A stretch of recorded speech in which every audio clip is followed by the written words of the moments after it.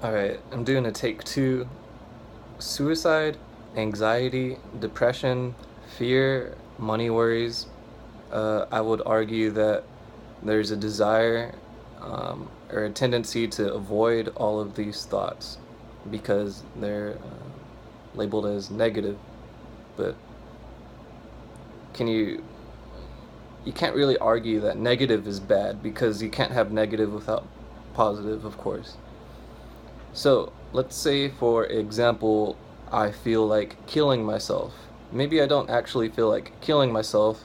Maybe the true desire is that I don't want to exist, or I want to be swallowed up by the universe and just pooped out somewhere else. But it doesn't work like that.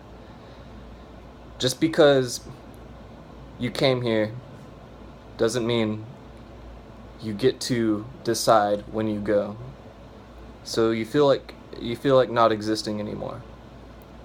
How about we make the argument instead you really feel like you can't tap into your spiritual self? Because if you were tapped into your spiritual self, you wouldn't be having these issues. So why do we get into a spot where we feel like there's a very difficult threshold to pass over? Now, that's a good question. What keeps us stuck in the negative thoughts? Maybe it's that you can't accept them. My understanding is that if you have a feeling, you need to accept it because it's yours. It's almost like we're starting to see that love isn't only an emotion anymore, it's an action.